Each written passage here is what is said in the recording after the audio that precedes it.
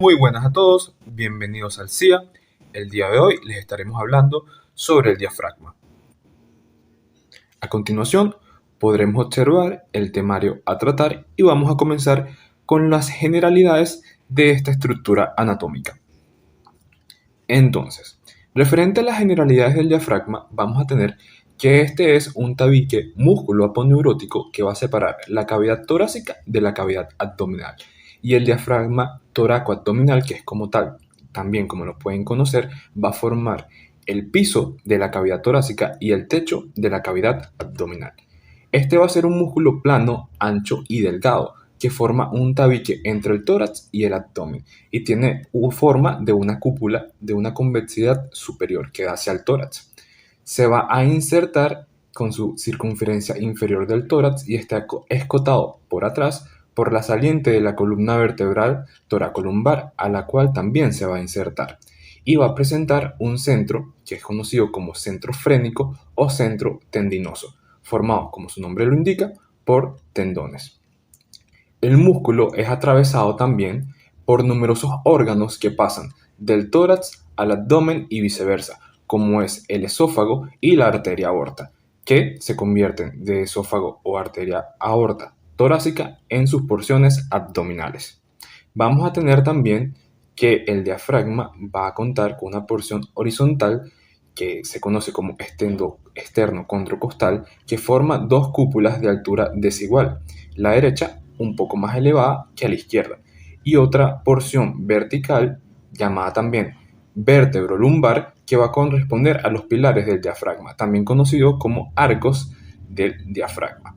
Referente a su situación, vamos a tener que durante la expiración el diafragma puede alcanzar hasta la cuarta costilla derecha y la quinta costilla izquierda. Continuando con la constitución del diafragma, lo podemos considerar como un conjunto de pequeños músculos digástricos, recordando que los músculos digástricos son aquellos que están formados por dos vientres y se encuentran unidos por un tendón intermedio, que se van a entrecruzar en este caso entre sí en un centro aponeurótico que vendría siendo el centro frénico del diafragma. De esta forma, por lo tanto, se puede describir el diafragma en dos partes, una parte periférica, muscular, formada por una serie de fascículos externales, costales y lumbares, fascículos musculares, y otra central, tendinosa, que va a ser el centro frénico en sí.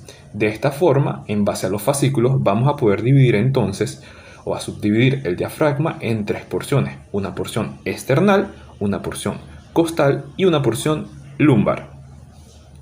Hablemos un poco de la constitución en la porción external. Esta va a estar representada por dos fascículos verticales que se entienden desde la base del apéndice sifoides al borde anterior del centro frénico. Por eso es que se denomina porción external, porque está relacionado directamente con el esternón.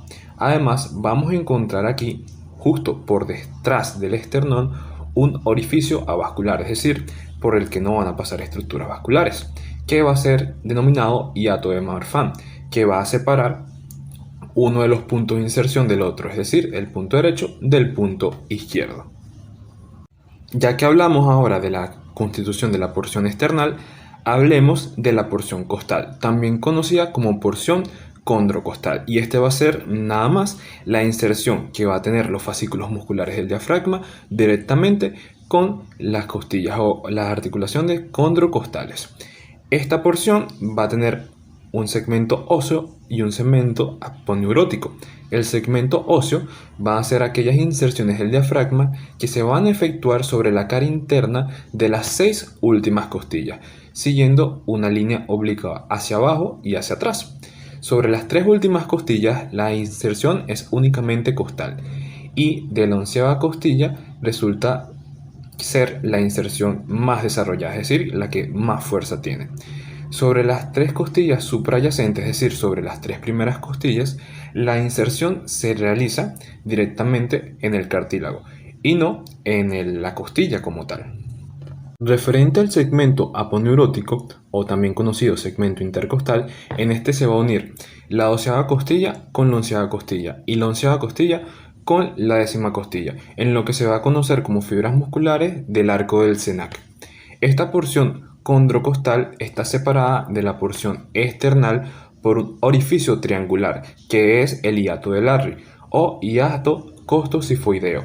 Por aquí va a transcurrir la arteria torácica interna, también conocida como arteria mamaria interna.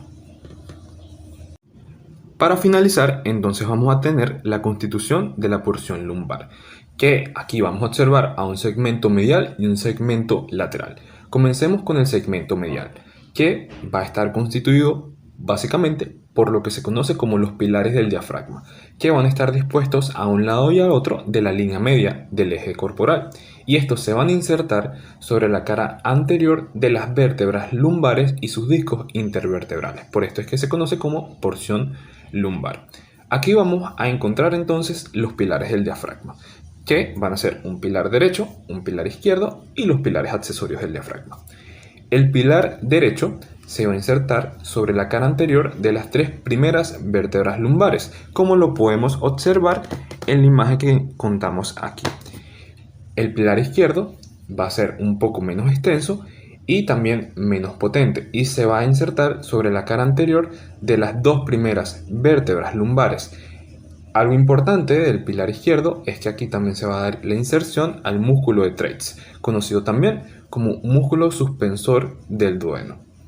Ambos pilares se van a entrecruzar sus fibras sobre la línea media, formando un RAF, es decir, un entrecruzamiento de fibras, que va a ser conocido como el lecho fibroso de la aorta, a través del cual va a transcurrir también en parte la arteria aorta, ya cuando se haga en su porción abdominal. Y además tendremos entonces los pilares accesorios, que van a ser un poco más delgados en relación a los otros dos pilares y sobre todo más variables, ya que hay veces que pueden existir y hay veces que no pueden existir. A través de los pilares accesorios vamos a encontrar que transcurren los nervios esplácnicos, y su origen básicamente va a ser sobre la parte anterolateral de la segunda vértebra lumbar y va a terminar o van a terminar en el borde posterior del centro frénico, por fuera de donde se insertaría el fascículo externo del pilar derecho o izquierdo principal, que son los que podemos observar aquí en la imagen, a un lado de lo que vendrían siendo los pilares izquierdos o derechos principales. En su segmento lateral, la porción lumbar va a estar constituida por básicamente dos fascículos musculares, que van a ser el arco del psoas o el ligamento arcuato medial y el arco del cuadrado lumbar o ligamento arcuato lateral. Por una parte, el arco del psoas, o también conocido como el ligamento arcuato medial, es una cintilla fibrosa de concavidad inferior, que básicamente su función va a ser reforzar la fascia ilíaca, y esta se va a extender desde el flanco lateral de la segunda vértebra lumbar a la base de la apófisis costiforme de la primera vértebra lumbar. Y el ligamento arcuato lateral o arco del cuadrado lumbar va a constituir un puente fibroso desde el vértice de la apófisis costiforme de la primera vértebra lumbar al vértice de la 12ª costilla, o a veces también al vértice de la 11ª costilla, forma de que cierta manera constituye un tercer arco del SENAC. Ahora, hablemos un poco sobre lo que viene siendo el centro frénico del diafragma, también conocido como centro tendinoso. Va a ser el tendón intermedio de los fascículos carnosos de todo el diafragma y va a tener un aspecto de trébol por su constitución, como podemos observar aquí en las imágenes, como si tuviesen tres hojas. Estas tres hojas, por llamarlas así, se van a conocer como los foliolos del centro frénico del diafragma, y vamos a tener un foliolo anterior, un foliolo derecho y un foliolo izquierdo. El foliolo anterior, como podemos observarlo indicado en la imagen, va a ser el más extenso de todos, alargado en sentido transversal y un poco más desviado hacia la izquierda, acercándose más al esternón. Recibe sobre su borde convexo, es decir, por arriba, los fascículos musculares de origen esternal y condrocostal. Por su parte, el foliolo derecho va a ser mucho menos extenso que el anterior y recibe los fascículos de origen condrocostal inferiores y el fascículo externo del pilar derecho del diafragma. Y por otra parte tendremos al foliolo izquierdo, que como podemos observar va a ser el más pequeño de los tres y recibe los mismos fascículos pero del lado izquierdo y de inserción en su cara superior a los ligamentos freno-pericárdicos. La constitución del centro frénico va a ser básicamente por dos clases de fibras: las fibras fundamentales y las fibras de asociación. Las fibras fundamentales provienen de los diferentes fascículos de los demás orígenes y se dirigen sagitalmente en el foliolo anterior y oblicuamente en los foliolos laterales, es decir, en el derecho y en el izquierdo. Esas son las fibras fundamentales. Y las fibras de asociación, condensadas también en lo que se conocen como cintillas de Bugeri o Burgeri, que se abren en abanico en sus extremos, una cintilla semicircular superior y una cintilla semicircular inferior. La superior va a ser visible sobre la cara convexa, que va a ser casi sagital y se extiende desde el foliolo derecho hasta el foliolo anterior. También es conocida como la cintilla oblicua. Y la cintilla semicircular inferior va a ser visible sobre la superficie o la cara cóncava del diafragma, es decir, en su porción inferior. Va a ser casi transversal y se va a extender desde el foliolo derecho hasta el foliolo izquierdo y se va a conocer como también cintilla arciforme. Las dos cintillas se circunscriben a la derecha de la línea media del orificio cuadrilátero de la vena cava inferior, es decir, estas cincillas lo que van a formar es el foramen de la vena cava. Ya que ya comenzamos a hablar sobre forámenes, es hora de dar paso a los orificios del diafragma. Como lo he mencionado anteriormente, el diafragma va a ser un tabique músculo aponeurótico que va a separar la cavidad torácica y la cavidad abdominal. Sin embargo, este va a presentar numerosos orificios o puntos débiles que van a establecer comunicación entre una y otra cavidad. De esta forma, el diafragma va a contar con orificios principales y orificios accesorios. Entre los orificios principales vamos a encontrar el orificio aórtico, el orificio esofágico y el orificio de la vena cava inferior. Respecto al orificio aórtico, este va a ser comprendido entre los dos pilares internos. No va a ser francamente o va a estar situado francamente en la línea media, sino que está ligeramente desplazado un poco hacia la izquierda. Este es fibroso e inextensible y de forma ovalada. Se va a situar a altura de 12, es decir, más o menos a la altura de la 12ª vértebra dorsal o torácica. Y da paso, como su nombre lo indica, a la arteria aorta, que de torácica se va a volver abdominal. Además de esta, también va a dar paso al conducto torácico, que va a ascender por detrás de la arteria aorta abdominal. Tendremos también el orificio esofágico, como lo podemos observar en la imagen, que va a estar un poco más por delante del orificio aórtico y como su nombre lo indica va a dar paso al esófago. Esta también va a estar entre los dos pilares o fascículos internos de los pilares y está situado también un poco hacia la izquierda de la línea media. Este va a ser muscular y extensible, también va a ser ovalado. Y la diferencia respecto al orificio aórtico es que este se va a ubicar a la altura aproximadamente de la 10ª vértebra torácica, es decir, aproximadamente a nivel de 10. Y va a dar al esófago diafragmático o torácico que se va a volver abdominal. Además de esto, vamos a tener que también va a dar paso a los dos nervios neumogástricos o vagos. El nervio vago izquierdo va a pasar delante, es decir, por la cara anterior del esófago, y el derecho por la cara posterior. Por último, vamos a tener el orificio de la vena cava inferior, que como podremos observar en la imagen de la derecha y superior, este sí va a estar más desplazado hacia la derecha.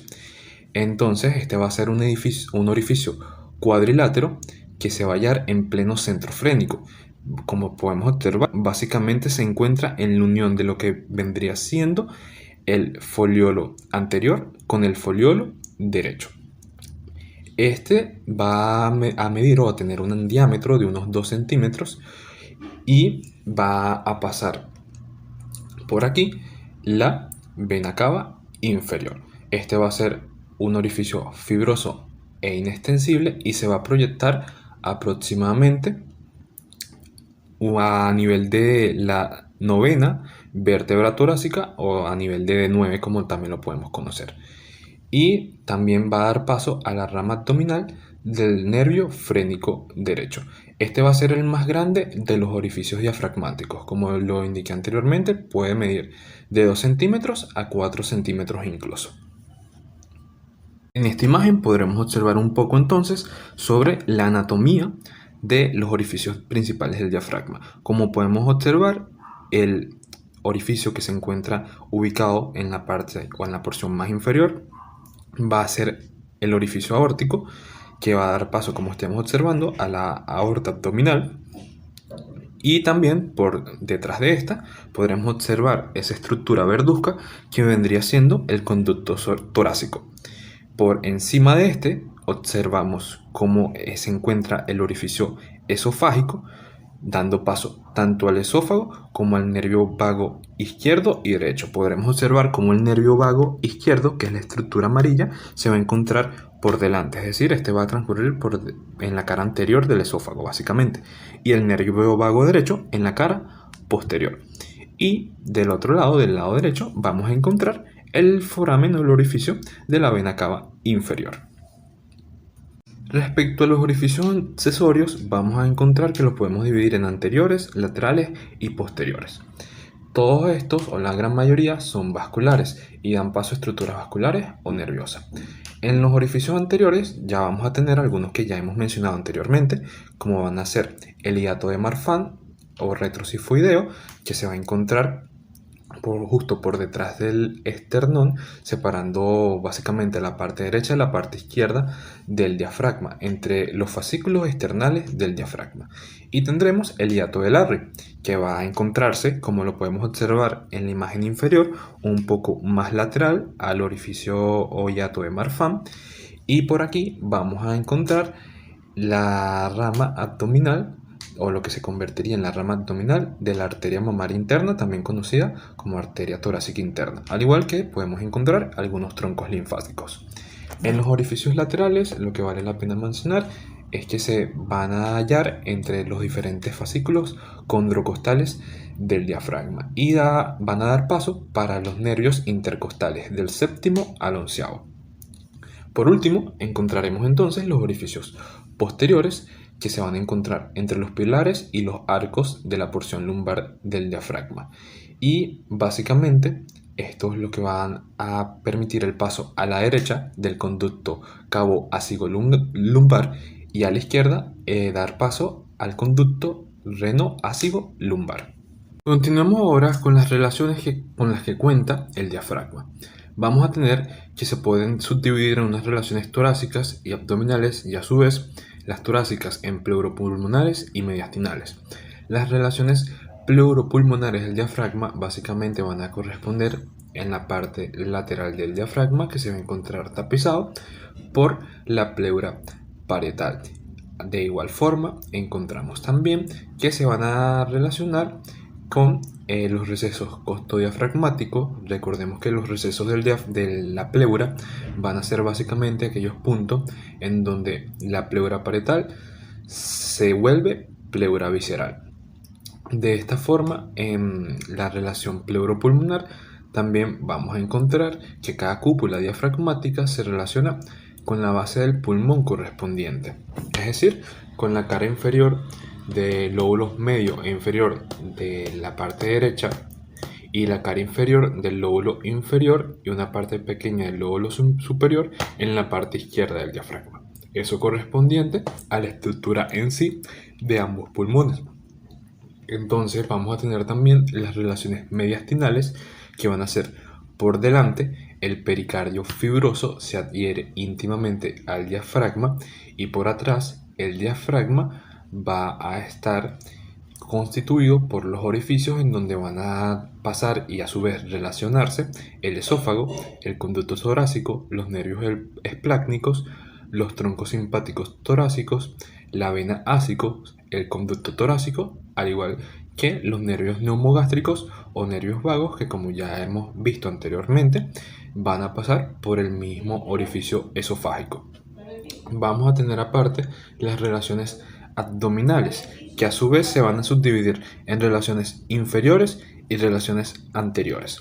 Las relaciones inferiores básicamente van a corresponder a la cara inferior del diafragma, que va a estar cubierta por el peritoneo, excepto en algunos puntos que se adhiere directamente a las vísceras.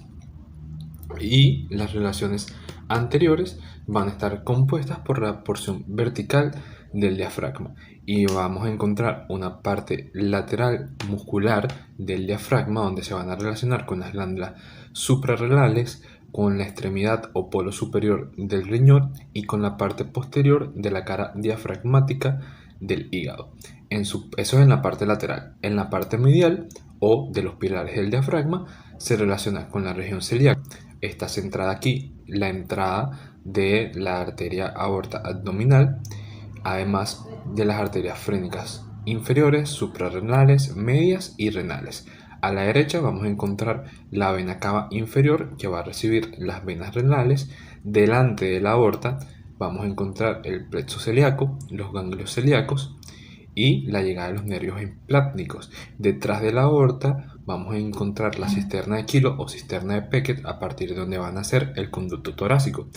Y a la izquierda, detrás de la aorta, el pilar principal del diafragma se conecta en el ángulo duodeno-yeyuneal por el músculo suspensorio del duodeno, como ya lo hemos mencionado anteriormente, también conocido como músculo de Treitz. Estos elementos cubiertos por el peritoneo pertenecen todos al plano posterior y por lo tanto retroperitoneal del abdomen, es decir, que en la cavidad torácica y básicamente las relaciones con la pleura parietal y ambas bases de ambos pulmones, correcto. Y en la cavidad abdominal se va a relacionar con la mayoría de las vísceras que tengan contacto directo con la cara inferior del diafragma, como viene siendo el hígado, el polo superior de las glándulas suprarrenales. También podemos encontrar la parte superior del estómago, del bazo y los pilares que van a mantener relación con los elementos vasculonerviosos. Ahora, referente a los vasos y nervios que le dan la funcionalidad a esta estructura anatómica, tendremos que, referente a las arterias, son 6 arterias que van a participar en la vascularización del diafragma y se van a dividir sobre su cara superior y sobre su cara inferior. Sobre su cara superior vamos a encontrar las 2 arterias diafragmáticas superiores, colaterales de las arterias mamarias internas o torácica interna, y se van a distribuir en el músculo y en el pericardio fibroso. Y las 2 mamarias internas o torácicas internas, ramas de las subclavias, que a nivel del sexto espacio intercostal se van a dividir en 2 ramas. Una rama interna o abdominal que atraviesa el hiato de Larry, como lo hemos dicho anteriormente, y otra externa o musculofrénica que va a vascularizar el diafragma y la parte anterior de los espacios intercostales. Y sobre su cara inferior vamos a contar con las 2 arterias diafragmáticas inferiores, que van a nacer directamente de la arteria aorta abdominal y abordan la parte posterior del músculo diafragmático, y se dividen en 2 ramas. Una rama interna que forma un anillo periesofágico, es decir, alrededor del esófago, y una rama externa más voluminosa y que se va a anastomosar con las últimas arterias intercostales, formando un anillo alrededor del orificio de la vena cava. De esta forma podemos dividir el diafragma en 2 territorios arteriales, que viene siendo uno periférico, destinado a todas las inserciones de los fascículos musculares y a los pilares del diafragma, y este territorio va a estar conformado por las arterias diafragmáticas superiores y las ramas musculofrénicas de las mamarias internas, y un territorio arterial central, que es el destinado a la porción tanto muscular como al centro frénico, y va a estar constituido por las arterias diafragmáticas inferiores. Respecto a las venas, estas van a seguir el mismo trayecto de las arterias y se van a volcar en 2 venas principales, que van a ser en la vena cava superior y en la vena cava inferior. En la vena cava superior, mediante las venas mamarias internas y las venas diafragmáticas inferiores, y en la vena cava inferior por las venas diafragmáticas inferiores. Respecto a los vasos linfáticos, la linfa del diafragma va a formar igual dos redes, una sobre su cara superior y una sobre su cara inferior. La red de la cara superior se va a conocer como la red supradiafragmática y va a drenar el territorio anterior y posterior del diafragma, y la cara inferior, que va a ser conocida como la red subperitoneal y va a drenar dos territorios, uno subdiafragmático en relación con los ganglios diafragmáticos inferiores a la derecha y los ganglios justa-aórticos, y un territorio transdiafragmático en relación con los ganglios justafrénicos y retrosifoideos, es decir, aquellos que se encuentren detrás del apéndice sifoides. De esta forma, básicamente se va a dar el drenaje linfático correspondiente al diafragma. Por último, vamos a encontrar los nervios, que aparte de algunos nervios accesorios, representados por aquellos filetes nerviosos sensitivos de los últimos 6 nervios intercostales y también por algunos filetes simpáticos del plexo solar, la inervación del diafragma depende esencialmente de los dos nervios frénicos, que van a asegurar la motricidad del mismo y por lo tanto van a asegurar las acciones del diafragma. Recordemos que el nervio frénico va a ser rama del plexo cervical, va a ser rama que se origina aproximadamente en C4 y va a tener un recorrido en la región supraclavicular, en el mediastino anterior, y luego se va a abrir en 3 o 4 ramas sobre la cara superior del diafragma. Ahora, para culminar con el temario, encontraremos las acciones del diafragma. Encontraremos que este posee un papel principal y algunos papeles secundarios. El principal va a ser el músculo inspiratorio por excelencia, el músculo por excelencia que va a permitir la respiración. Y este lo que va a realizar es que cuando el diafragma se contrae, el pecho se va a expandir y el aire va a entrar a los pulmones. Y cuando el diafragma se relaja, el pecho se va a contraer y va a permitir que el aire salga, es decir, va a permitir los procesos de inhalación y exhalación. Aparte de esto, encontraremos otros papeles secundarios que va a favorecer otras funciones de nuestro organismo, como por ejemplo va a suspender las vísceras supramesacólicas y lumbares, va a actuar sobre el orificio esofágico y se va a oponer de esta manera al reflujo del contenido gástrico a través del esófago, va a provocar con su contracción el grito, el bostezo, además de que sus espasmos también pueden servir para originar el hipo o la risa o incluso ciertos dolores o ruidos dolorosos. También va a favorecer al contraerse la circulación de sangre y linfa y el escurrimiento de la bilis y los vómitos. Además, también se va a poner al diafragma pelviano alrededor del ano en defensa a la micción forzada y el alumbramiento. De esta forma podemos observar que el diafragma no solamente va a cumplir un papel en la inspiración o en la respiración, por así decirlo, sino que va a cumplir un papel secundario en relación con otras funciones corporales. Y con esto, muchachos, damos por culminada esta clase de diafragma. A continuación pueden observar las bibliografías que utilicé para elaborar esta clase. Espero que la puedan revisar. Y aquí les dejo nuestras redes sociales en donde nos pueden seguir. Un saludo.